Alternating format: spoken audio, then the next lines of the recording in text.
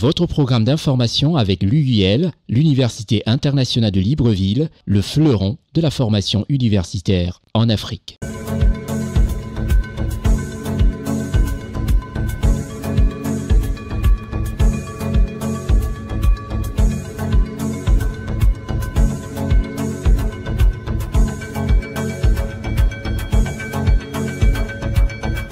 Merci de nous recevoir chez vous. Merci comme ça d'être téléspectateur de votre programme hebdomadaire, le Constieka Week News, qui nous permet de survoler comme ça l'Afrique. Je suis Constieka.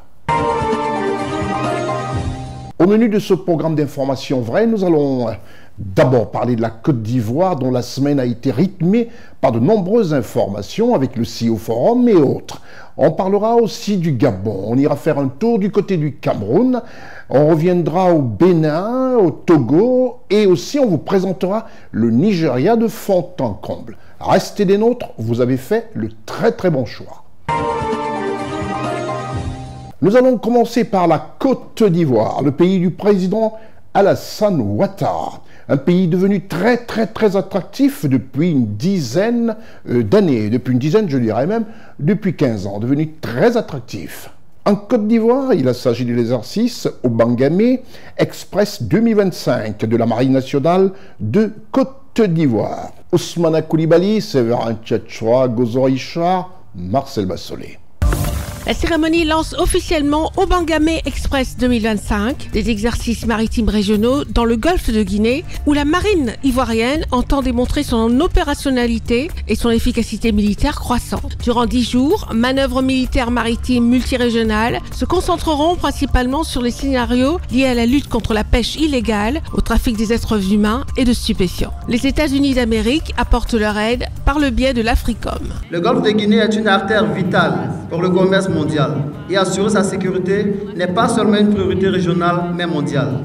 En travaillant ensemble, nous pouvons créer un domaine maritime sûr, sécurisé et propice au développement économique. Le secrétariat permanent du comité interministériel de l'action de l'État en mer attache une grande importance à cet exercice. Cette coordination est indispensable à la mise en œuvre efficace de l'action de l'État en mer et à l'affinement de nos stratégies de mutualisation des moyens de lutte contre la criminalité maritime, conformément aux orientations de notre stratégie nationale de l'AEM. Je vous exhorte à vous investir pleinement dans cet exercice. La sécurité maritime ne se décrète pas. Elle se construit jour après jour par la synergie des volontés. La mutualisation des moyens, c'est cette vision partagée qui fait de l'exercice au Bangamé Express un outil précieux pour l'Afrique de l'Ouest et un modèle de collaboration internationale en matière de sécurisation maritime. La 14e session de l'exercice au Bangamé Express offre une opportunité précieuse d'améliorer la coopération régionale et de partager les meilleures pratiques militaires en matière maritime dans le contexte de notre détermination à affronter les enjeux de sécurité transnationaux.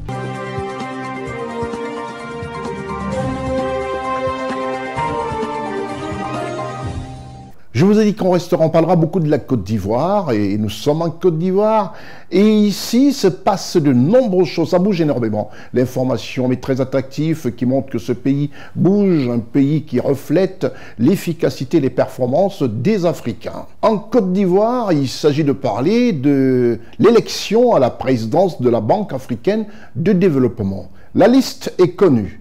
Un comité a pu siéger et donne ainsi la liste des différents candidats à la présidence de la Banque africaine de développement, en sigle l'ABAD. Reportage Ousmane Koulibaly, Séverin Tchatchoua, Gozo Richard, Marcel Bassolé. Le comité directeur de la Banque africaine de développement, après examen des candidatures, a validé la liste suivante des candidats au poste de président de la Banque africaine de développement lors de la prochaine élection qui se tiendra le 29 mai 2025. Ils sont 5 candidats présents sur la ligne de départ pour la conquête de la présidence de la Banque africaine de développement. La seule femme du quitté final est Madame Tchabalala Bajaboulile Swazi d'Afrique du Sud, a rejoint la Banque africaine de développement en 2018 en tant que vice-présidente en charge des finances et responsable financière du groupe de la banque et a été nommée vice-présidente principale en novembre 2021. Elle a démissionné de ses fonctions avec effet immédiat suite à l'approbation de sa candidature par le gouvernement sud-africain à la présidence de la Banque africaine de développement en 2025. Le poids économique de son pays pourrait jouer en sa faveur. La Mauritanie, quant à elle, présente la candidature de M. Sidi Mohamed Oulta, un technocrate mauritanien expérimenté, expert en finance. Lui est soutenu par la Côte d'Ivoire, un géant de l'UEMOA. Le Tchad, pour sa part, présente M. Abbas Mahamat Toli, un économiste fort d'une vaste expérience financière africaine, a été gouverneur de la BEAC et ministre des Finances du Tchad. Lui aussi espère tirer son épingle du jeu. Un autre candidat s'est également manifesté. Il s'agit du docteur Samuel Membo Munzele de la Zambie, après de 30 ans d'expérience en développement et finance, dont 23 à la Banque mondiale, où il est vice-président chargé du budget, de l'évaluation des performances et de la planification stratégique. Pour terminer, le Sénégal, qui lui aussi a présenté son candidat en la personne de M. Hott Amadou, ancien ministre de l'économie du Sénégal, garde toutes ses chances. Je m'engage à augmenter significativement le volume des opérations et améliorer la capacité de nos pays à concevoir et à exécuter des projets de qualité avec des résultats tangibles et à mobiliser davantage de ressources publiques et privées.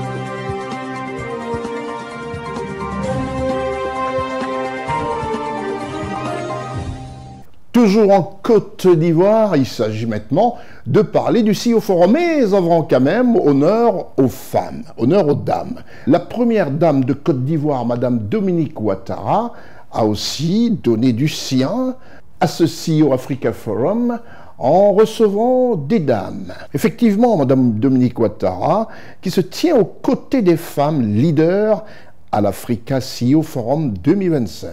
Reportage Ousmane Koulibaly, Gozo Richard, Séverin Tchatchoua, Marcel Bassolé.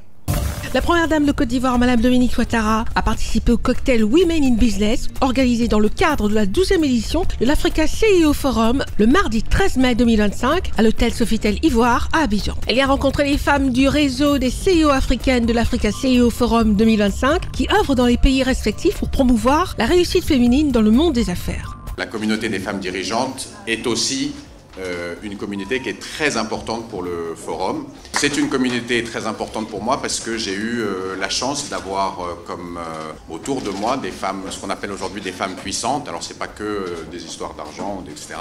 C'est des femmes inspirantes qui ont du leadership dans plein de domaines. Ces échanges privilégiés avec la première dame de Côte d'Ivoire, Madame Dominique Ouattara, ont souligné l'importance de l'entrepreneuriat féminin et du soutien aux femmes, thème auquel elle a généreusement contribué. Avant de m'engager pleinement dans l'humanitaire, j'ai eu l'heureuse expérience de mener une carrière bien remplie dans le secteur privé.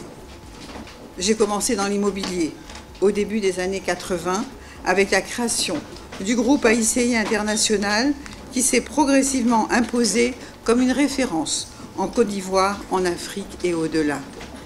Plus tard, j'ai acquis et développé le groupe Jacques Desange USC, spécialisé dans les produits de services et de beauté. Ces expériences m'ont beaucoup apporté, notamment la rigueur, l'autonomie, le sens des responsabilités, mais surtout la conviction que la réussite n'a de sens que si elle est mise au service des autres.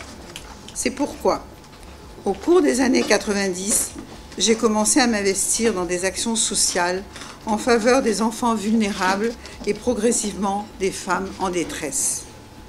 En 1998, j'ai fondé la fondation Children of Africa pour structurer et amplifier cet engagement social. Parallèlement, je suis restée impliquée dans mes activités professionnelles auxquelles j'ai renoncé en 2011 suite à l'accession de mon époux, le président Alassane Ouattara, à la magistrature suprême de notre pays. La première dame de Côte d'Ivoire, Madame Dominique Ouattara, appelle à la solidarité active entre les femmes. Au-delà de nos réussites individuelles, nous portons toute la responsabilité collective d'ouvrir la voie à celles qui viendront après nous. Je vous encourage donc, chères sœurs, à continuer d'oser, à entreprendre avec audace, mais aussi à tendre la main aux autres, car c'est en unissant nos forces, en partageant nos expériences, en construisant des ponts entre les générations, que nous renforcerons notre place dans les sphères de décision. Chacune d'entre vous est un modèle pour la jeunesse africaine. Ensemble, faisons en sorte que notre réussite devienne un levier d'inclusion, de justice et de transformation pour notre continent. Elle appelle à soutenir les autres femmes en leur offrant un coaching, du mentorat et une formation. Cet événement Women Working for Change fournit également à ces femmes leaders des outils additionnels pour leur épanouissement personnel et professionnel. Ce genre de rencontres, en tout cas, sont vraiment nécessaires. Pourquoi? Parce qu'elles permettent aux femmes de se retrouver dans un cadre décontracté pour pouvoir justement en fait, aborder des problématiques qui sont clés et pouvoir s'inspirer sur les façons de les gérer. Je viens de Turquie. Je travaille dans une banque, Golden Global Investment Bank. Je participais au premier fois Africa Forum. C'était une bonne organisation. Il y a beaucoup d'opportunités pour partenaires, etc. C'était bien. Merci beaucoup. CEO Africa 2025 à Abidjan, totale réussite, grande mobilisation, tout le monde est présent. Et aujourd'hui, je vois que les Africains sont décidés à prendre leur destin en main à travers les différentes politiques d'industrialisation, de comment pouvoir tirer un avantage profitable pour le peuple ivoirien des richesses du sous-sol à travers les mines, l'industrialisation des mines, la transformation des produits de rente, c'est-à-dire des matières premières pour que ensemble on puisse créer un réseau d'échange continental pour pouvoir nous protéger souvent de certaines crises. Extrêmement ravie d'avoir pu participer à un panel sur les industries culturelles et créatives organisé par la SFI, pour lequel j'exprime vraiment toute ma gratitude. Parce qu'il est assez rare dans un forum comme celui-là où on retrouve évidemment tous les acteurs du secteur privé de pouvoir faire le plaidoyer autour de notre secteur culturel et particulièrement autour des industries de la culture. Nuchogwan Henriette from NGS Group. We work for safety food. We have poultry, hatchery, farm, ex-farm, fertilized ex-farm. We represent 15 sites in Cameroon. Our group have built since 45 years.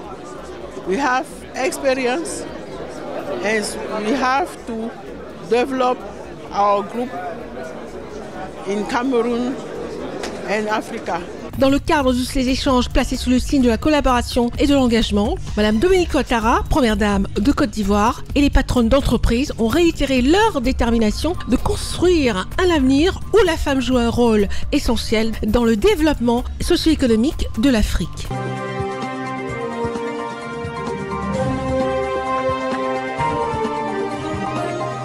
Et puisqu'on parle, et on parlera comme ça encore du CEO Forum, il est tout à fait normal de dire que la belle famille a fait fort. Fait fort, vraiment. La belle famille, à savoir le Cameroun, continue à montrer son attachement et montrer que les rapports entre la Côte d'Ivoire et le Cameroun se portent bien. Retenez que la délégation camerounaise conduite par le Premier ministre camerounais est arrivée en Côte d'Ivoire à bord d'un vol Air Côte d'Ivoire. Qu'est-ce que ça fait plaisir? Et surtout, montrer aux yeux du peuple que les relations ivoiro-camerounaises sont au beau fixe. C'est à bord de l'avion Air Côte d'Ivoire que l'ensemble du politique camerounais, comme vous voyez d'ailleurs, le Premier ministre camerounais et sa délégation, accueillis ainsi par l'ambassadeur du Cameroun en Côte d'Ivoire, ainsi que des membres de la communauté camerounaise basée en Côte d'Ivoire. Avec la participation à ce forum des entreprises camerounaises, parmi lesquelles on écoutera quand même, grâce à Ousmana Coulibaly, ce que dit le directeur général du port de Kribi. Kribi qui est une zone balnéaire camerounaise, un peu considérée comme Bassam, en Côte d'Ivoire. On l'écoute. Nous sommes rendus compte que CEO Africa est un endroit où les décideurs se retrouvent et donc il y a des opportunités Si nous revenons aujourd'hui, c'est que les expériences antérieures ont été positives. Et donc nous sommes là aujourd'hui et je peux dire que nous ne sommes pas déçus. Nous pensons que le port de Kribi, il faut compter avec lui. Il faut compter avec lui parce que déjà il a des caractéristiques naturelles qui le prédisposent à être un hub, au moins pour l'Afrique centrale.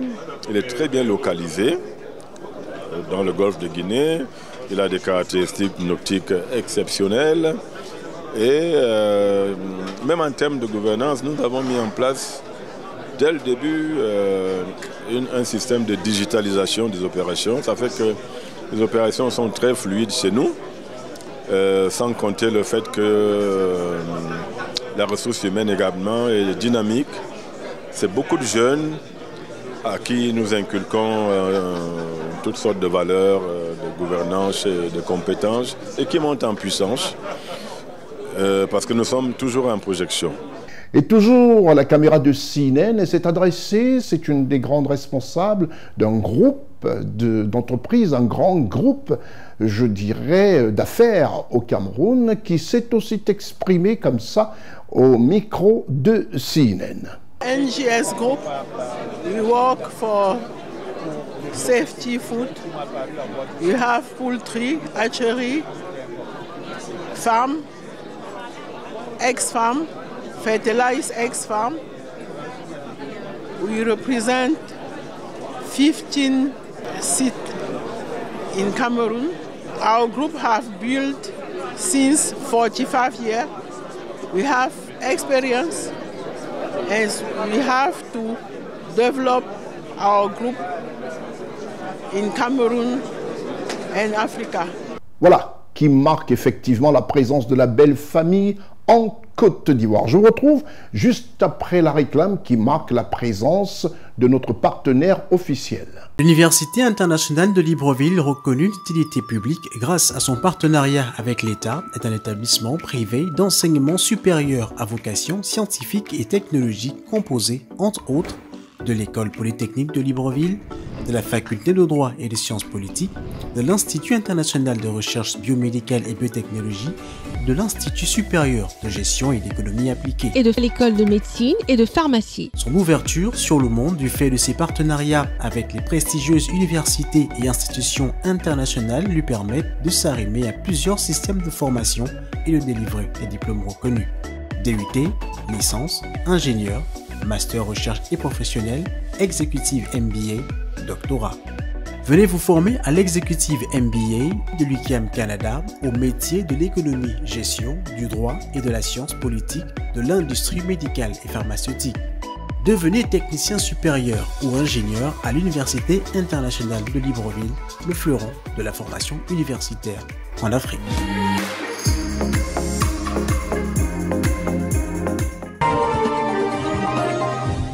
Avant de revenir sur l'information ivoirienne, nous allons faire un petit saut au Cameroun.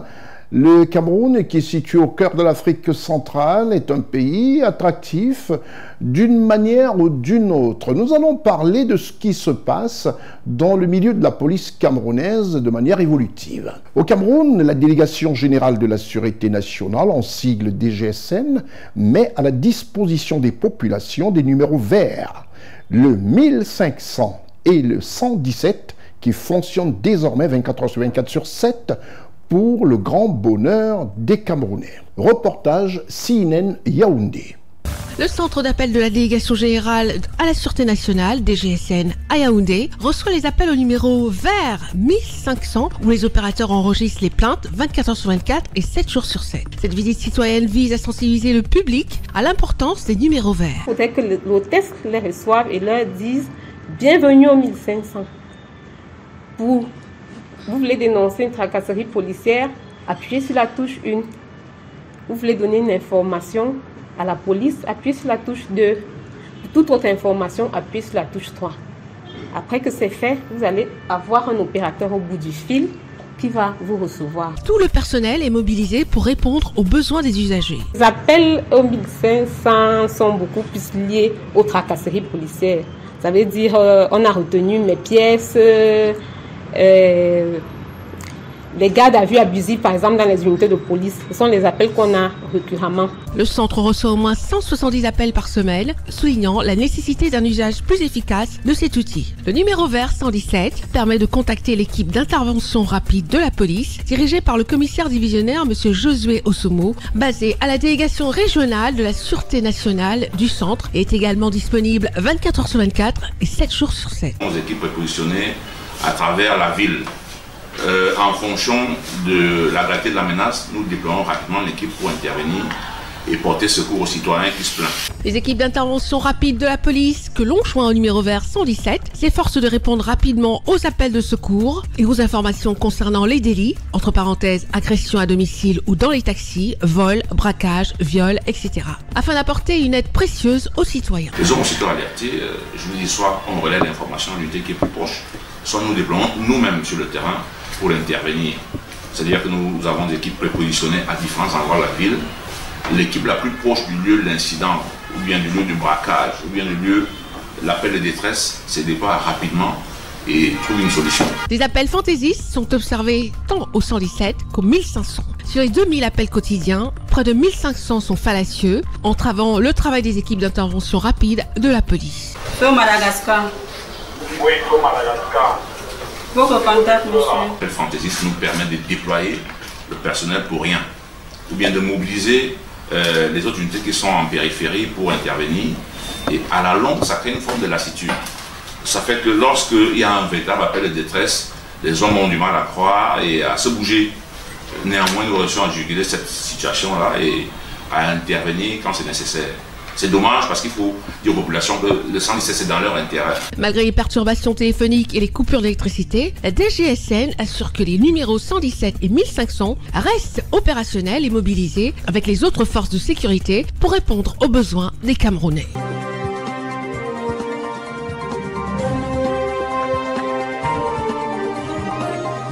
Nous restons toujours au Cameroun et nous allons parler des prouesses d'un ministère, le ministère de l'administration territoriale et surtout de son ministre. Le ministère de l'administration territoriale, en sigle MINAT, est ce ministère qui fait parler de lui en ce moment par les prouesses de son ministre, M. Paul Atanga-Ndji, qui a été en visite de travail dans le Septentrion. Eh oui, le ministre Paul Atanga-Ndji a voulu toucher du doigt les réalités sur le terrain. Et c'est ainsi qu'il a été dans le Septentrion pour toucher du doigt les réalités que vivent les populations. Reportage Sinen Douala.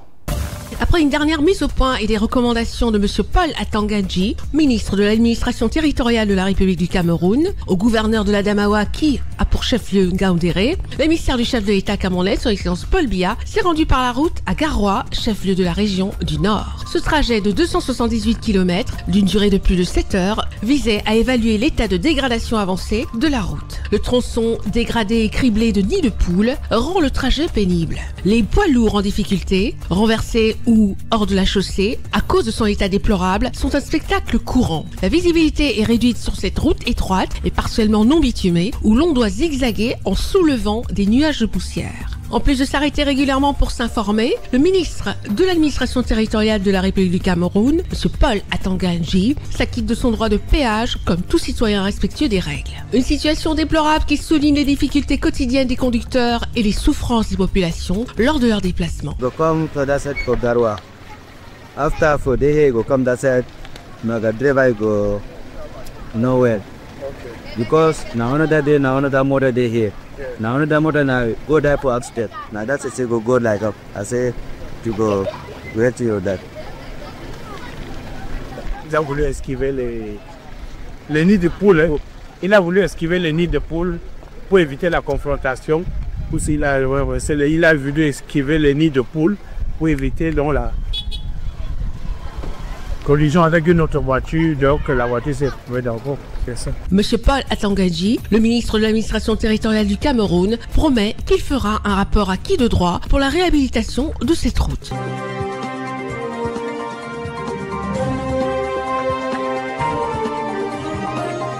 Voilà. C'est bien de voir comme ça des choses et d'apprécier un ministre, comme on le voit d'ailleurs, au volant de sa voiture, pour faire des centaines de kilomètres et se rendre compte effectivement des décisions qu'il aura à prendre. On se retrouve juste après la réclame. CNN est disponible sur les bouquets Créolink au 12, Numéricable au 12, CNN Télévision sur le bouquet digital disponible sur votre téléphone Android, TV Garden, sur l'application cnntv.ci et sur tous vos supports numériques. CNN Libreville, pour tous vos reportages. 077 967 128 ou 062 299 394, précédé du 241. Nous restons en Côte d'Ivoire, le pays du président Alassane Ouattara. En Côte d'Ivoire, Son Excellence M. Alassane Ouattara a présidé ici même à Abidjan la cérémonie d'ouverture de l'Africa CEO Forum 2025 en présence de plusieurs chefs d'État et personnalités du milieu des affaires internationaux. Reportage depuis l'esplanade et le forum de l'hôtel Ivoire Sofitel Abidjan, Ousmane Koulibaly, Séverin Tchatchoua, Marcel Bassolé. L'Africa CEO Forum 2025 s'est ouvert le lundi 12 mai 2025 avec une conversation fictive du groupe WhatsApp de l'Union africaine. Les chefs d'État africains reconnaissent la difficulté du contexte économique mondial actuel, caractérisé par la montée du protectionnisme, la réduction de l'aide au développement et le coût élevé du service de la dette. La solution réside dans la mutualisation des efforts africains pour l'Afrique. Plus de 2500 hommes d'affaires, investisseurs et décideurs politiques se réunissent à Abidjan, en Côte d'Ivoire, pour cet événement dédié au secteur privé africain. La cérémonie d'ouverture a été présidée par le président de la République de Côte d'Ivoire, Son Excellence Alassane Ouattara, en compagnie de plusieurs autres dirigeants africains, tels que Son Excellence Cyril Ramaphosa d'Afrique du Sud, Son Excellence Bassirou Diomaye Faye du Sénégal, Son Excellence Paul Kagame du Rwanda et Son Excellence Mohamed Ould Ghazouani de Mauritanie. Ils se sont questionnés sur l'impératif du nouveau pacte entre les États africains et le secteur privé africain pour acter la transformation économique de l'Afrique. Le thème de ce forum est clair. Un nouveau pacte entre gouvernants et secteur privé. Un pacte qui permettra un dialogue au niveau continental entre le secteur privé et le secteur public. Un pacte qui permettra de créer des chaînes de valeur robustes qui nous permettront d'intégrer nos économies. Un pacte qui nous permettra de créer la valeur et la richesse si nécessaire pour la création d'emplois et l'amélioration du bien-être des populations. C'est un pacte d'engagement, de transparence et de résultats. Et pour qu'il prenne vie, la volonté politique dont faites preuve, messieurs les chefs d'État, pour lever les barrières, améliorer le climat des affaires, faire de la ZECLAF une réalité et non une simple ambition, devra bénéficier de notre appui. Notre appui, nous, institutions de développement, mais l'ensemble du secteur privé. Pour M. Maktar Diop, directeur général de la Société financière internationale, l'Afrique doit exploiter son potentiel grâce à ses ressources, son intégration et sa jeunesse. Dans un contexte mondial incertain, la Côte d'Ivoire souligne la résilience de son économie et plaide pour un renforcement des échanges intra-africains. La Côte d'Ivoire continuera de veiller à la solidité de son cadre macroéconomique pour favoriser le développement du secteur privé à un rythme soutenu. Évidemment, afin d'augmenter la part des économies africaines dans la création de valeur ajoutée au niveau mondial, nous devons œuvrer au renforcement des échanges intra-africains à travers la poursuite des efforts de transformation de nos produits. Le président de la République de Côte d'Ivoire, Son Excellence Alassane Ouattara, a souligné l'importance de promouvoir les champions nationaux et d'investir dans l'intelligence artificielle. L'Afrique a beaucoup de potentiel dans ce domaine, avec sa jeunesse qui est véritablement accro à l'intelligence artificielle. Et nous devons tout faire pour encourager notre jeunesse à s'investir davantage dans ce secteur. Je souhaite que cette grande rencontre d'Abidjan soit un moment de vérité et d'engagement, réunissant les décideurs publics et privés pour concevoir ensemble des solutions concrètes, ambitieuses et adaptées à nos réalités, en vue de faire émerger la prochaine génération de champions africains. L'Africa CEO Forum 2025 durera 2 jours et proposera des conférences axées sur 3 piliers: l'amélioration de la gouvernance, l'optimisation des politiques publiques et l'accélération de la mise en œuvre de la ZLECAf. Pour Zipline et moi-même personnellement, c'est ma 2e participation aussi au Forum. J'étais déjà ici il y a 2 ans et très content de voir que Abidjan a de nouveau été choisi. Ce qu'on va retenir, c'est, je trouve que ça Ça prend de plus en plus d'importance, sincèrement. Ça se voit, de l'aéroport jusqu'au forum, nous avons un trafic très chargé, principalement créé par le CEO Forum. Et l'énergie, on a vraiment une énergie incroyable entre tous les opérateurs privés, la totalité des pays qui sont fortement regardant le futur et l'Afrique 5.0, c'est le lieu où il faut être, c'est le lieu où vous faites les rencontres, c'est le lieu où vous pouvez discuter de manière tout à fait cordiale avec énormément de personnalités qui sont en fait tous des decision makers. Donc définitivement très content d'être là et j'ai déjà fait de nombreux contacts pour expliquer ce que nous faisions ici, notamment en Côte d'Ivoire. Nous sommes désormais revenus à l'ordre constitutionnel. Nous voulons ouvrir notre économie pour que les investisseurs puissent investir, créer de l'emploi, gagner de l'argent, de la rentabilité et nous permettre à diversifier notre économie qui est essentiellement dépendante du pétrole, mais que nous voulons être beaucoup plus axés sur les mines, beaucoup plus axés sur les infrastructures, beaucoup plus axés sur l'innovation et les technologies. C'est pour ça que nous sommes là, c'est pour porter fort la voix du Gabon sur notre volonté d'intensifier les investissements. Alors je suis Boom3 Junior, CEO et cofondateur de Daba Finance, la première plateforme d'investissement multi-actif pour l'Afrique. Alors ce que je retiens de ce forum, c'est qu'en Afrique, il y a des opportunités, les partenariats sont possibles, les CEO et les cadres sont ouverts à la discussion, ouverts aux nouvelles idées et qu'ensemble, nous pouvons changer le narratif africain. Je considère que c'est la Côte d'Ivoire qui avance et l'ambition de Sublime Côte d'Ivoire, c'est de faire en sorte qu'il y ait plus de visibilité sur la destination Côte d'Ivoire.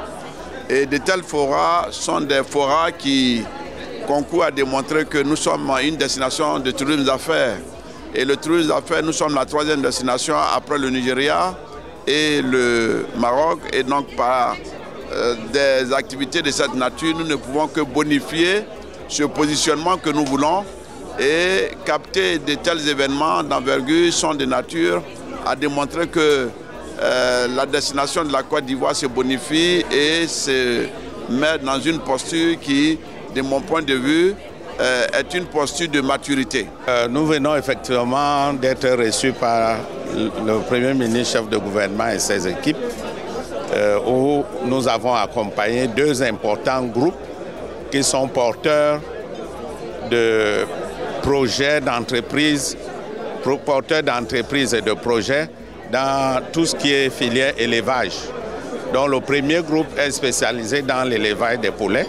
C'est le numéro 1 en Afrique centrale, le groupe Nochegun, qui a le sigle NGS, et qui est venu présenter au gouvernement les difficultés qu'ils rencontrent dans leurs activités quotidiennes. Vous savez qu'aujourd'hui l'environnement, pour parler trivialement, est dans toutes les sauces. Nous subissons tous les effets du changement climatique. Et le secteur privé qui se retrouve là pour réfléchir sur comment l'Afrique peut intégrer ce grand conseil mondial est plus impacté. En Côte d'Ivoire, si rien n'est fait d'ici 2050, c'est 13% du PIB qui va être réduit. Ça veut dire que ça intéresse le secteur privé. Donc toute politique aujourd'hui qui ne prend pas en compte l'aspect environnemental est vouée à l'échec.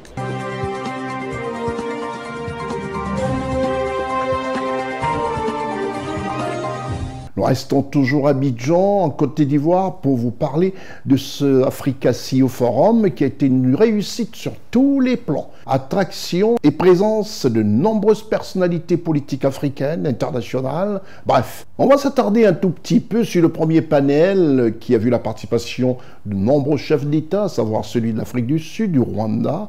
Et en Côte d'Ivoire, le président de la République, son Excellence Alassane Ouattara, a été représenté dignement par le vice-président de la République de Côte d'Ivoire, M. Tiemoko Meïlé Koné.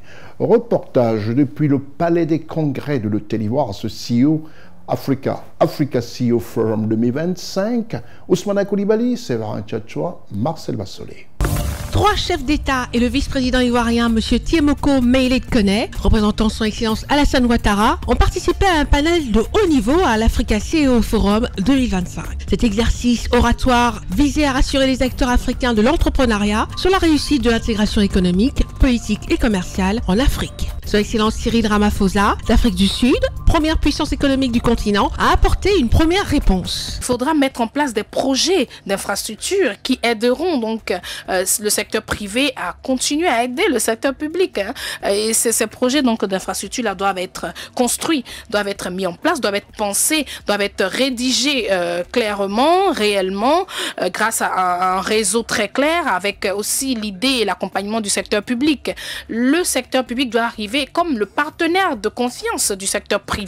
Et le secteur privé doit aussi comprendre que le secteur public est la clé qui régit bien sûr l'avancement et le développement donc du continent africain. Reconnu pour sa manière de parler librement sans contrainte, exprimant le fond de sa pensée, le président rwandais, son excellence Paul Kagame, a exhorté les Africains à défendre leur souveraineté face à la certitude économique mondiale. Il faut qu'on se rende compte du potentiel de notre continent et réaliser donc que ce potentiel-là peut nous emmener loin et que c'est une réalité et qu'on n'a pas forcément besoin d'autres apports extérieurs pour pouvoir se développer en tant que continent. Une Afrique unifiée permet également aux entrepreneurs africains d'effectuer des investissements facilement dans tous les pays du continent. À ce propos, son excellence Mohamed Ould Ghazouani de Mauritanie souligne le choix stratégique de la Mauritanie d'établir une coopération forte avec le secteur privé dans le domaine de l'énergie. Aujourd'hui, le secteur privé a désormais la possibilité d'intervenir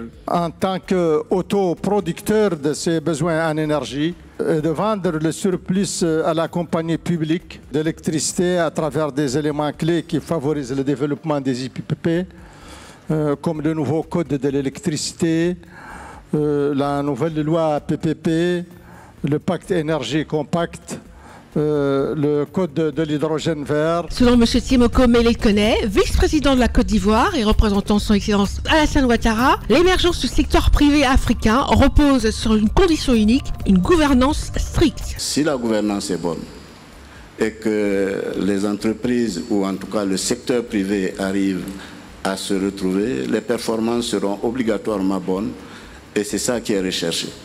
La bonne gouvernance qui va vers ce que le secteur privé a besoin d'avoir comme signe, comme valeur, comme besoin, et cela peut permettre d'aller le plus loin possible dans les résultats qui sont recherchés. Le vice-président de la Côte d'Ivoire, M. Tiemoko Mele-Kone, a également profité de cette tribune pour promouvoir le plan national de développement de Côte d'Ivoire, qui est un puissant emblème de partenariat entre le secteur public et le secteur privé en faveur de la métamorphose que subit la Côte d'Ivoire depuis près de 15 ans. Je suis Waris Moulenda Fatombi, chef du département communication de l'autorité administrative de la zone d'investissement spécial de Nkok au niveau du Gabon. Alors nous participons à la 12e édition d'Africa SEO Forum, simplement parce que c'est un rendez-vous qui permet de mettre en place des connexions avec bien sûr les différents pays d'Afrique, mais également les CEO du monde entier, présenter pour ce qui est du Gabon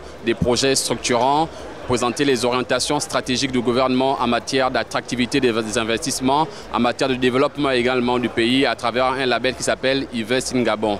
Donc nous sommes ici pour rencontrer d'autres décideurs du continent pour pouvoir mutualiser les efforts, mutualiser les énergies et repenser le développement économique de l'Afrique. Nous nous sommes rendus compte que CEO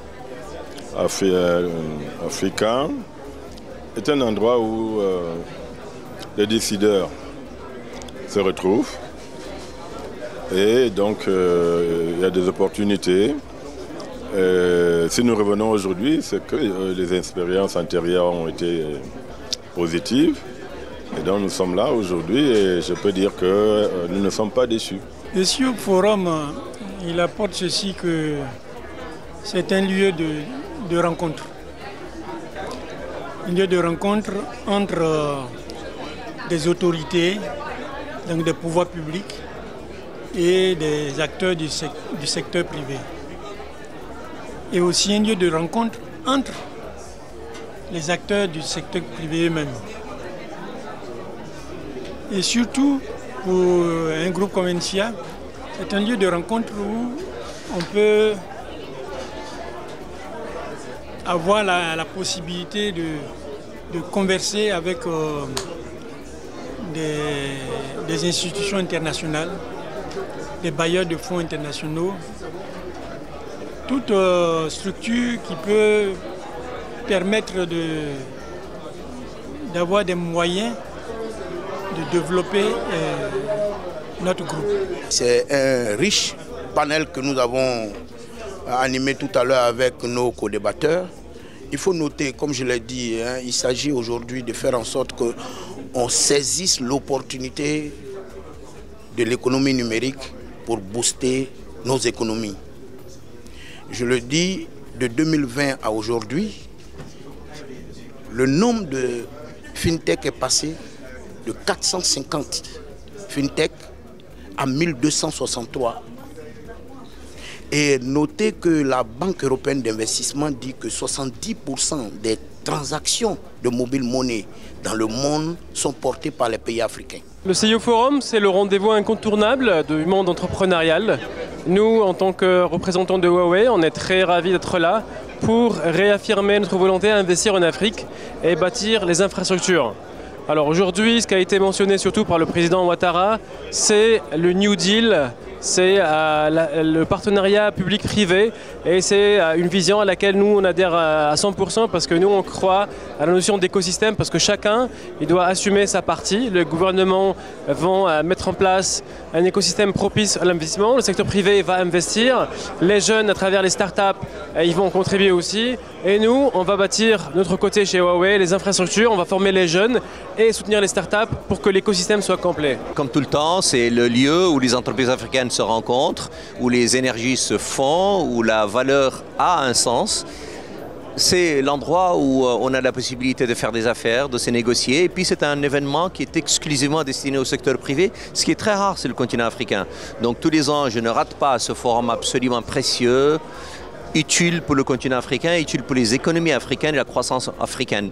Les entreprises, ils font de belles rencontres, de beaux dossiers, de beaux projets sont noués là. Et donc, évidemment que c'est un événement auquel nous sommes tous attachés et auquel nous tenons beaucoup.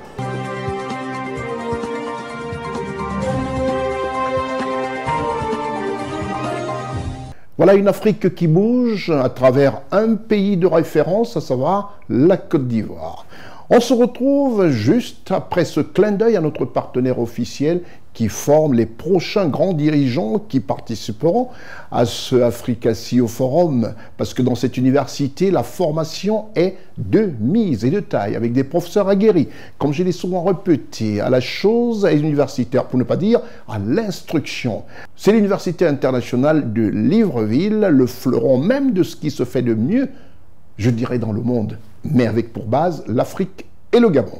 L'Université internationale de Libreville, reconnue d'utilité publique grâce à son partenariat avec l'État, est un établissement privé d'enseignement supérieur à vocation scientifique et technologique composé, entre autres, de l'École polytechnique de Libreville, de la Faculté de droit et des sciences politiques, de l'Institut international de recherche biomédicale et biotechnologie, de l'Institut supérieur de gestion et d'économie appliquée, et de l'école de médecine et de pharmacie. Son ouverture sur le monde du fait de ses partenariats avec les prestigieuses universités et institutions internationales lui permettent de s'arrimer à plusieurs systèmes de formation et de délivrer des diplômes reconnus. DUT, licence, ingénieur, master recherche et professionnel, exécutive MBA, doctorat. Venez vous former à l'exécutive MBA de l'UQAM Canada au métier de l'économie, gestion, du droit et de la science politique, de l'industrie médicale et pharmaceutique. Devenez technicien supérieur ou ingénieur à l'Université internationale de Libreville, le fleuron de la formation universitaire en Afrique.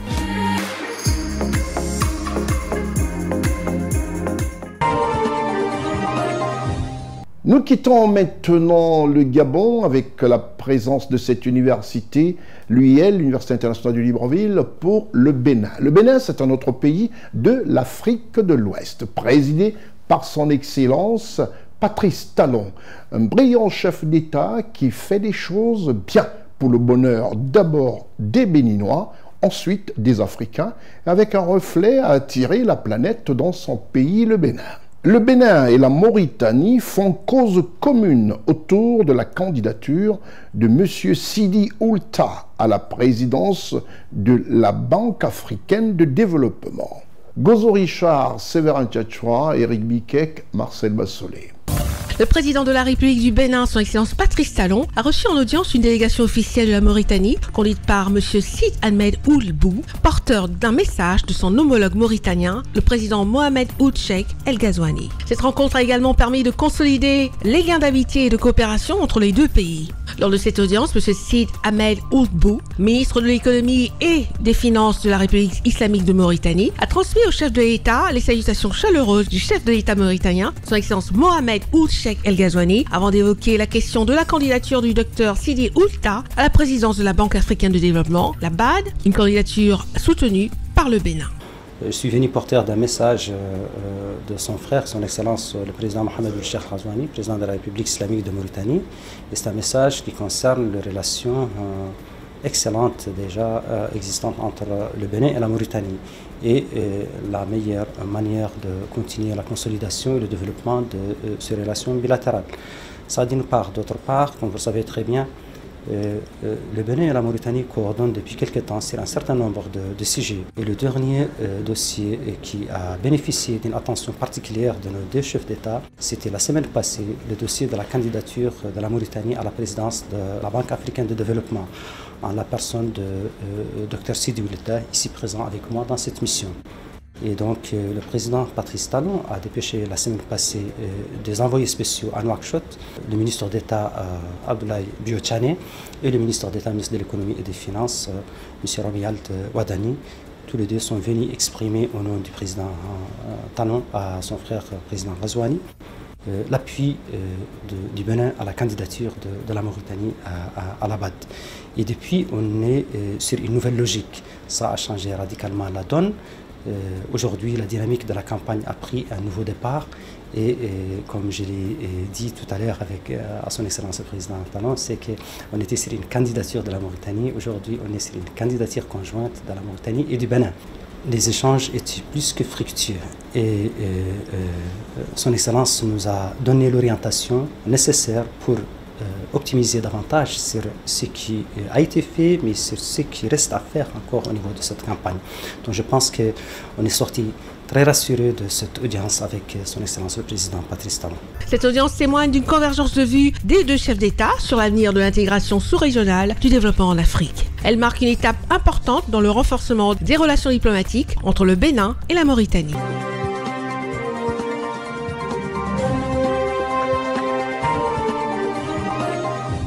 Après le Bénin, nous allons au pays du président qui aura marqué l'année 2025, le début de l'année 2025, à savoir le Gabon.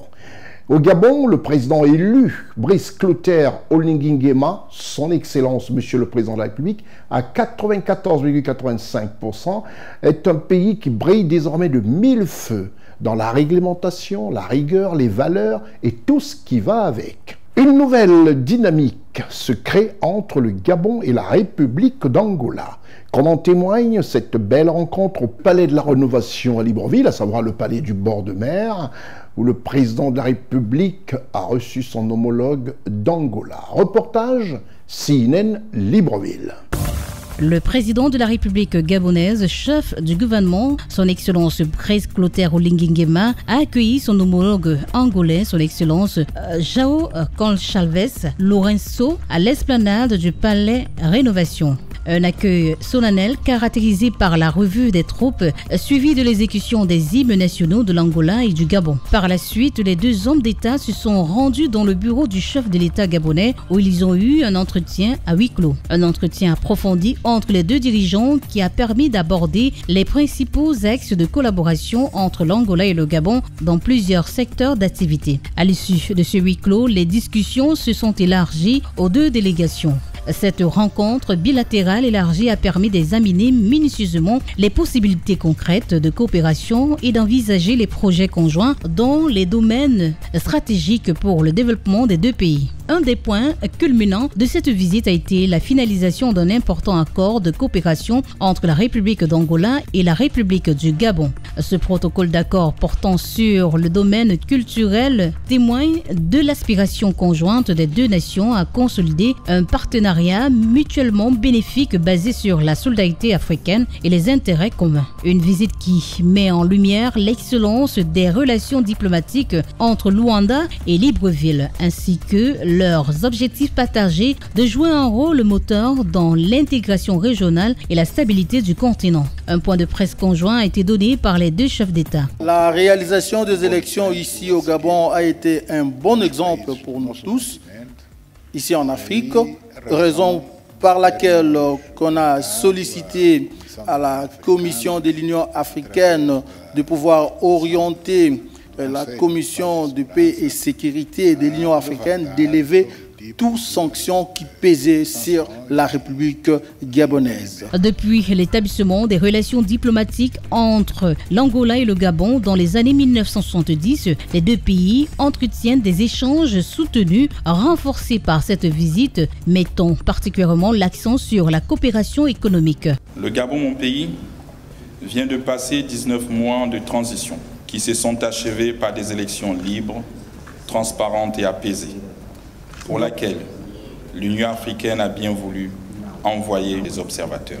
Je saisis la présente circonstance pour vous faire part du bon déroulement de ma cérémonie d'investiture, à laquelle vous avez été hautement représenté par votre ministre d'État à la présidence de la République. La visite de son Excellence João Gonçalves Lourenço, président de la République d'Angola à Libreville, est un jalon essentiel dans les relations entre le Gabon et l'Angola. Elle ouvre la voie à un renforcement de la coopération dans divers secteurs d'activité. Les deux leaders ont exprimé leur volonté de poursuivre les discussions et de mettre en œuvre les accords signés dans le but de promouvoir le développement durable et l'équilibre au sein de la sous-région de l'Afrique centrale.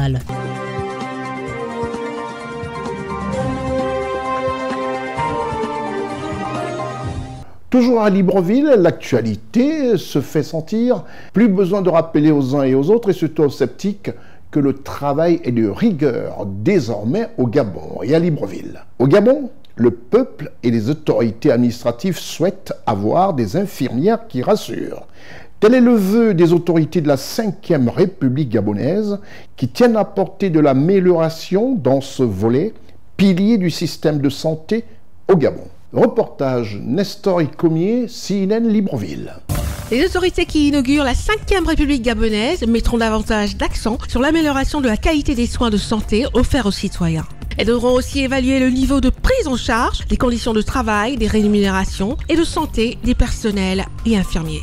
La pénibilité de ce métier, notamment dans les hôpitaux publics, est intenable au point que nombre d'infirmiers et d'infirmières quittent la profession au bout de quelques années, créant par là même une réelle pénurie auprès du patient. Ce qui aggrave encore les conditions de travail pour leurs collègues qui croient encore que, par d'inlançables efforts des pouvoirs publics, il est possible de doter notre pays d'un système de santé résilient qui crée l'émulation. Durant de nombreuses décennies, lors des grèves dans les hôpitaux publics, les syndicats et la tutelle de santé étaient en conflit, principalement pour sauvegarder le bien-être du personnel médical. Le premier gouvernement de la 5e République gabonaise promet de veiller à la réalisation des promesses faites par le président de la République gabonaise, chef du gouvernement, son Excellence Brice Clotaire Oligui Nguema, lors de son discours d'investiture. Il s'engage à tout mettre en œuvre pour prévenir les conflits sociaux. Le président de la République a également placé la régularisation des situations administratives des personnels infirmiers au rang des priorités du secteur santé.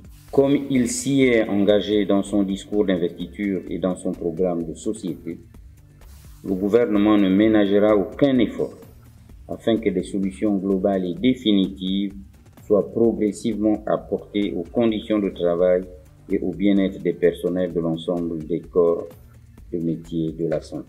Dans le cadre de la session 2025, il est recommandé aux administrateurs des hôpitaux publics d'adopter certaines mesures, y compris des échanges avec les équipes médicales sur les initiatives internes visant à réduire leur charge de travail quasi salvateur.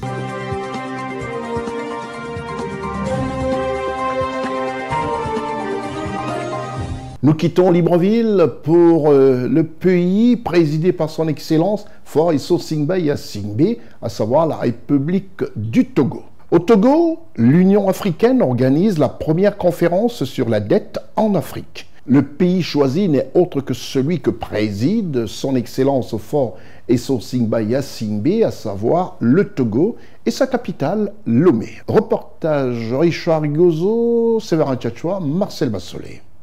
Le président du Conseil, son Excellence Faure Essosingba Gnassingbé, a ouvert le lundi 12 mai 2025 à Lomé les travaux de la première conférence de l'Union africaine sur la dette. Dans son allocution de circonstance effectuée devant les dirigeants du Ghana et de la Zambie ainsi que de plusieurs hautes personnalités du continent, le président du Conseil a lancé un appel fort en faveur d'un changement de paradigme sur la gestion de la dette publique en Afrique. C'est un honneur pour mon pays d'accueillir à Lomé cette conférence de l'Union africaine consacrée à la dette publique sur notre continent. Cette conférence est très importante. C'est certes une conférence sur la dette, l'un des défis les plus pressants pour nos pays, mais c'est surtout une conférence sur notre avenir. En effet, derrière le mot dette, il y a aussi beaucoup de questions politiques. Comment les nations africaines peuvent-elles financer leur développement, défendre leur souveraineté et préparer leur avenir dans un monde qui change vite et souvent sans elles? Comment restaurer et préserver la viabilité de la dette sans renoncer à notre ambition collective? Comment parler de discipline budgétaire sans parler de justice mondiale? Ou encore, comment construire un futur durable sans remettre en cause les règles déséquilibrées du système financier international? Nous nous réunissons ici dans un contexte où les règles du jeu international se transforment à grande vitesse, mais rarement au bénéfice de l'Afrique. C'est pourquoi nous devons aujourd'hui poser des questions fondamentales sur ce qu'est véritablement une dette soutenable, sur ce que signifie la souveraineté financière et sur les responsabilités partagées en Afrique et au-delà. Je voudrais conclure en vous invitant à faire de la conférence de Lomé un tournant pour tracer notre chemin collectif, un moment où l'Afrique affirme que sa priorité est certes de rembourser, mais surtout d'avancer. Je souhaite que la conférence de Lomé soit un moment de clarté. Clarté sur la gravité de la situation, clarté sur nos responsabilités et clarté sur nos leviers d'action. Nous avons, je l'ai déjà dit, la jeunesse, les ressources, la vision.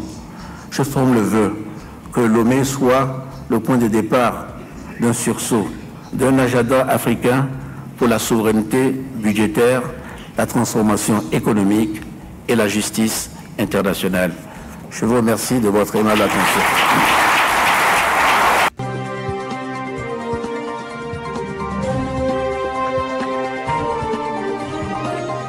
On reste toujours au Togo, ce tout petit pays en termes de superficie, comme j'ai tout le temps à le dire, pour ceux qui ne connaissent pas l'Afrique ou qui l'écoutent comme ça à travers des informations souvent erronées, à savoir que c'est un petit pays en superficie, mais très grand de par son chef d'État, le président de la République, et qui est souvent happé pour des médiations sur le continent.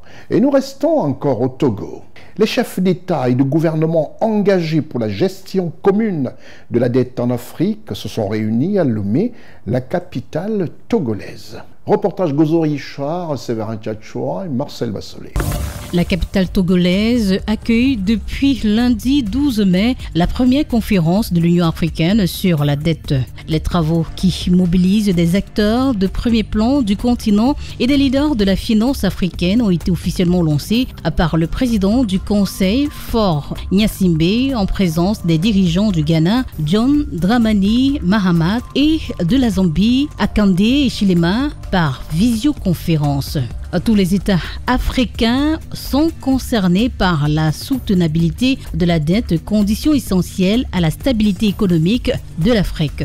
La Zambie plaide par la voix de son président, son Excellence Hakainde Hichilema, pour une réponse concertée et le renforcement des institutions financières africaines. Si l'Afrique doit expérimenter l'autosuffisance, nous devons investir dans nos institutions financières pour que les réponses aux crises régionales puissent être prises en compte. Nous sommes prêts à collaborer avec nos autres pays frères et toute autre partie prenante dans le monde pour transformer la question de gestion de la dette. Et le choix qui a été fait dans le cadre de cette conférence va définir notre avenir et ensemble nous pourrons disposer d'un système financier qui permet de consolider le salut de nos populations en prenant en compte les générations à venir. Selon le président ghanéen, son Excellence John Dramani Mahama, la dette, source de fragilité budgétaire, doit financer des projets à fort impact. Il incombe aux leaders africains de l'utiliser comme outil de développement. L'Afrique doit adopter un nouvel agenda, un nouvel cadre de dette et basé sur 3 piliers fondamentaux. Numéro 1, la transparence et la redevabilité. La dette doit servir le peuple. Numéro 2, il faut un prêt productif, efficace et efficient. Les prêts doivent être arrimés aux projets à haut impact qui ont un retour sur investissement pour les populations. Au Ghana, nous avons proposé l'agriculture à haute valeur ajoutée, l'énergie renouvelable, les infrastructures routières, les infrastructures numériques, la santé et l'éducation. Et le 3e pilier, nous avons la solidarité régionale et aussi la réforme au niveau régional. En termes de dette, l'Afrique doit avoir une position commune, une voie commune pour avoir des règles bien tangibles. En Afrique, plus de 30 pays consacrent davantage de ressources au service de la dette qu'au secteur prioritaire avec un ratio dette-PIB atteignant en moyenne 60%. La conférence de Lomé exhorte à une action concertée pour résoudre ce problème critique qui met en jeu l'avenir du continent et exige une refonte des partenariats. Ma conviction est que l'Afrique a certainement un problème de dette, mais elle a aussi un problème de coordination. Une dette isolée, gérée pays par pays, sans vision continentale, conduit inévitablement à l'impasse. En revanche, une dette organisée, appuyée par des institutions régionales solides et orientée vers des projets structurants communs, peut devenir un moteur d'intégration et de croissance. C'est pourquoi la question de la dette n'est pas uniquement une question de chiffres, c'est d'abord une question de choix collectif.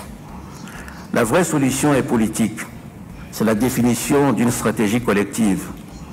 C'est à nous, Africains, de définir ensemble une doctrine partagée sur la dette qui nous permette de parler d'une seule voix dans les enceintes internationales. Cette voie commune qui pourra contribuer à la réforme de l'architecture financière mondiale.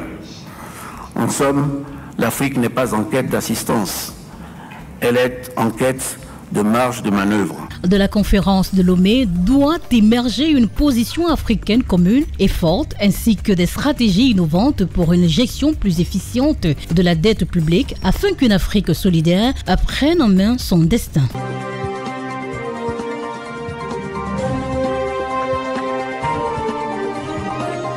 Puisqu'on parle du Togo, à côté du Togo, pas très loin quand même, un pays, mais lui d'expression anglaise, à savoir le Nigeria. Ce pays, nous allons vous montrer un tout petit peu les atouts économiques et touristiques, histoire d'en savoir un peu plus sur ce mastodonte en Afrique. Un pays qu'il vaut mieux visiter et aller faire des affaires. Le Nigeria. Reportage Ousmane Koulibaly, Constant Ika, Marcel Bassolé. Le Nigeria est un pays africain du golfe du Guinée. Il possède un grand nombre de réserves et sites naturels.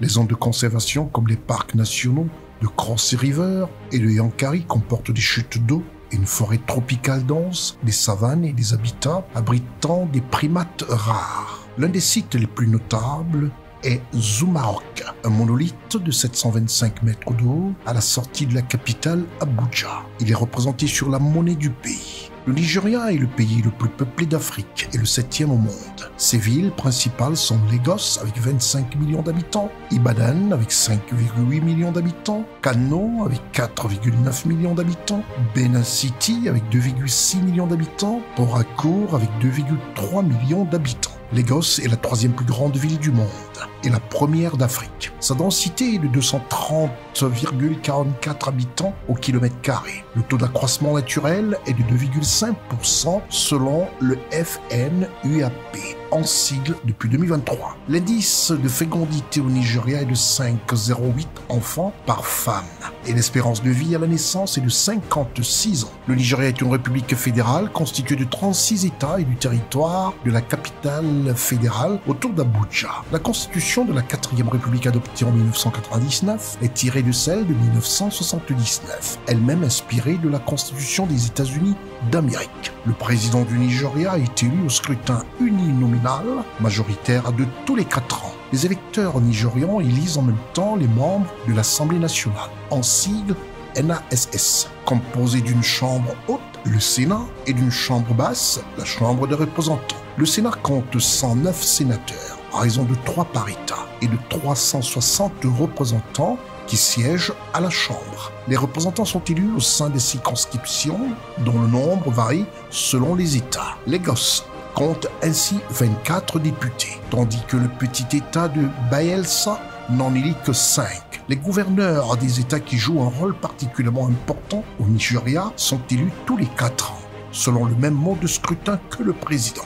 Le Nigeria occupe à date la présidence de la CEDEAO qu'elle avait déjà occupée entre août 2018 et juin 2019. La CEDEAO, dont le siège se trouve à Abuja, a d'ailleurs été fondée par le traité de Lagos en 1975. L'accord d'adhésion du Nigeria à la zone de libre-échange continentale de l'Union africaine, en sigle ZLECAF, a été signé le 7 juillet 2019. Le Nigeria est membre de la Commission du bassin du lac Tchad, en sigle CBLT, l'une des plus anciennes institutions régionales africaines créées en 1964 est basée à Djamena, au Tchad. Cette organisation est le cadre politique de la force multinationale mixte, en sigle FMM, de lutte contre Boko Haram créée en 2015. Enfin, le Nigeria exerce une influence importante sur son environnement régional grâce à son poids démographique et économique. L'importance de sa diaspora, estimée à 17 millions de personnes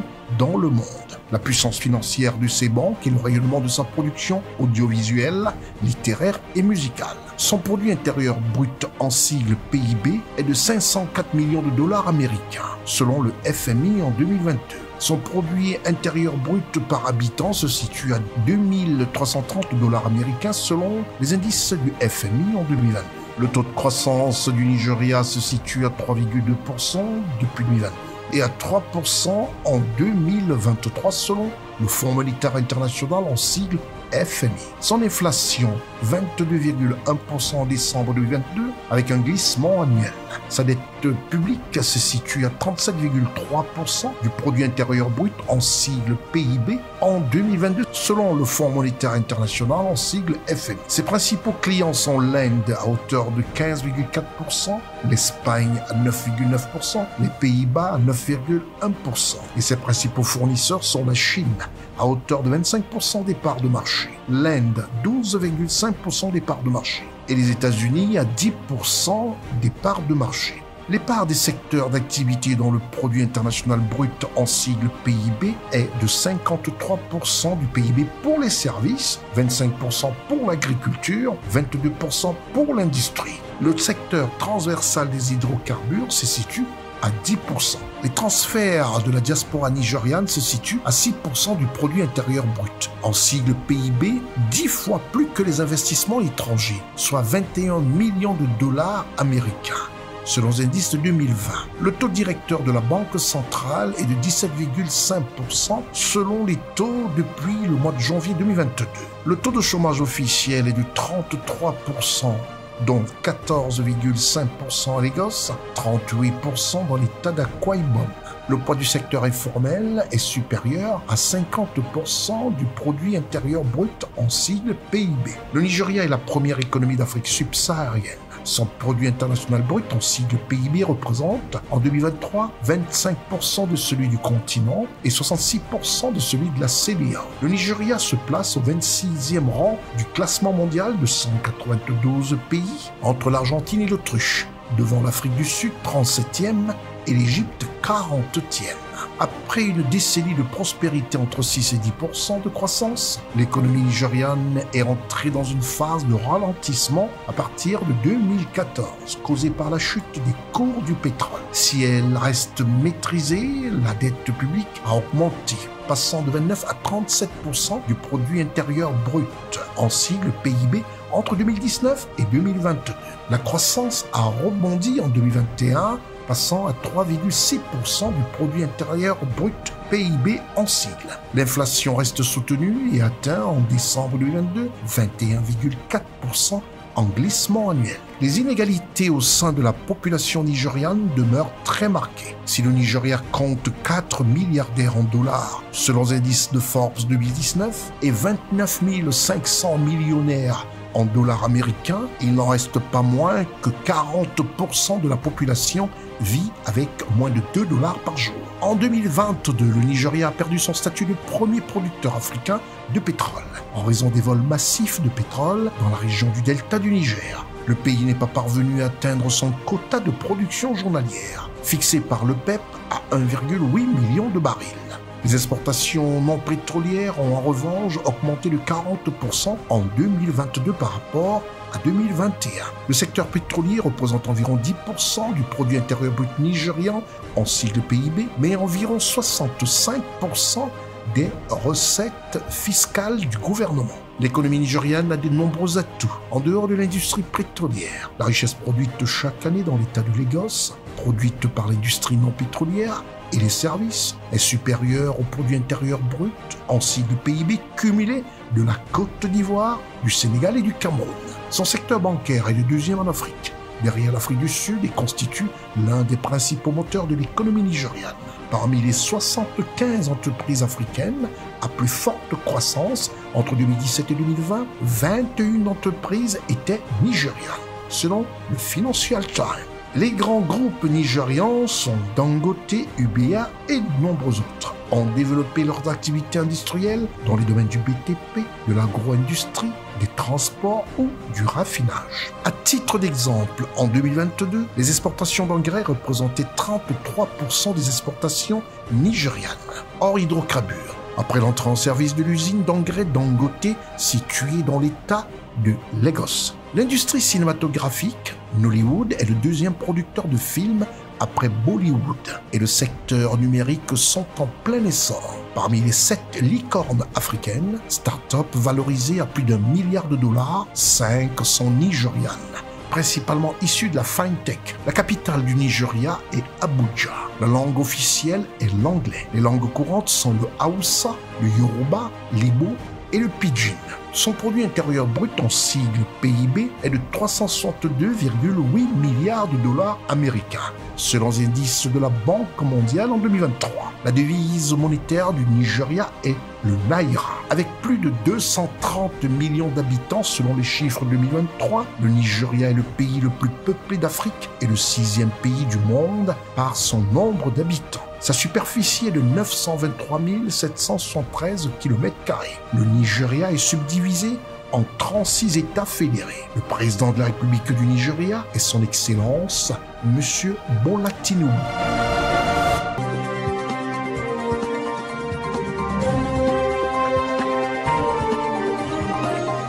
Après ce beau reportage sur le Nigeria, vous en savez déjà un peu plus quand même sur ce pays. Et c'est aussi le devoir de cette émission, ce magazine d'information politique, à savoir le Constitutional Week News, qui vous est proposé comme ça toutes les semaines avec des multiples rediffusions. Nous allons boucler notre programme avec la Côte d'Ivoire, où le jeudi 15 mai 2025, le président de la République a reçu au palais présidentiel de la République, situé au cœur du plateau, le quartier administratif, monsieur l'ambassadeur du Maroc en Côte d'Ivoire. Et au pas de course, notre reporter spécialisé des reportages spéciaux, monsieur Ousmane Koulibaly, a entériné cette belle audience. La présidence de la République de Côte d'Ivoire a eu pour hôte le jeudi 15 mai 2025 son Excellence l'ambassadeur du Royaume du Maroc en Côte d'Ivoire. L'audience a lieu accordée par son Excellence Alassane Ouattara, chef de l'État ivoirien, président de la République, dans une ambiance cordiale digne d'une diplomatie huilée. L'entretien d'une trentaine de minutes a porté sur des sujets que nous révèle ici au micro de CNN sur l'esplanade du palais présidentiel, son Excellence Abdelmalek Kettani, ambassadeur du Royaume du Maroc en Côte d'Ivoire, aux côtés de M. Fidel Sarasoro, ministre directeur de cabinet du président de la République de Côte d'Ivoire, son Excellence Alassane Ouattara. J'ai eu l'honneur aujourd'hui d'être reçu par son Excellence M. le Président Alassane Ouattara, président de la République, qui m'a reçu et à ma demande pour que je lui communique mon départ de Côte d'Ivoire après presque 9 ans de travail en Côte d'Ivoire, dans ce beau pays dans lequel j'ai vécu de moments formidables et j'espère avoir apporté ma pierre à l'édifice de la construction de l'amitié et de la fraternité ivoiro-marocaine depuis que j'ai eu l'honneur d'être nommé par Sa Majesté le roi Mohamed VI de l'Assiste en Côte d'Ivoire en octobre 2016. J'ai travaillé avec cœur et avec beaucoup de bonne volonté, avec un dynamisme important pour vraiment consolider ce pont magnifique qui existe entre nos deux pays, la Côte d'Ivoire, le Royaume du Maroc. Et j'espère qu'à l'avenir, effectivement, ce pont se consolidera davantage avec davantage de projets industriels, de projets touristiques, de projets d'infrastructure, de projets de partenariat à tous les niveaux et que cette relation perdure dans le temps sous l'égide du président Alassane Ouattara. La Côte d'Ivoire et le Maroc ne font qu'un. Et je saisis cette occasion aussi pour vous inviter tous, aussi nombreux que vous êtes, pour la CAN 2025 au Maroc, et qui se tiendra au Maroc. Et j'espère que les éléphants défendront leur titre avec brio, comme ils ont su le faire. En tout cas, je suis triste, mais en même temps ravi de partir la tête haute, avec une mission accomplie. Je suis heureux d'avoir reçu les félicitations de son Excellence le Président Alassane Ouattara. Il m'a exprimé toute son amitié et sa fraternité. Donc c'est un pays que je quitte, un pays que j'ai aimé, que j'aime, que j'aimerais et qui restera dans mon cœur à jamais. C'est alors que l'ambassadeur du Royaume du Maroc, qui a fait ses au revoir au président de la République, a quitté le palais présidentiel.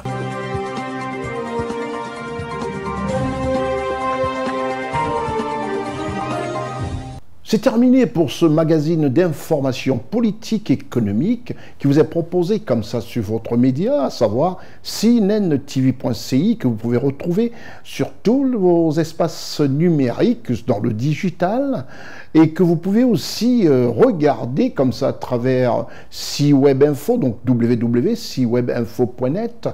Et n'oubliez pas que tous qui sont amoureux du digital, vous l'avez sur le bouquet au top du digital, à savoir TV Garden, et vous y allez, vous cliquez sur CNN Télévision et vous avez votre émission et différents programmes et informations. C'était votre programme d'information avec l'UIL, l'Université internationale de Libreville, le fleuron de la formation universitaire en Afrique. Tout en vous remerciant d'avoir pris de votre temps, de votre précieux temps pour regarder de l'information vraie et être au fait de ce qui se passe, qui se déroule dans notre Afrique, je tiens tout simplement à vous remercier et à vous donner rendez-vous au prochain numéro.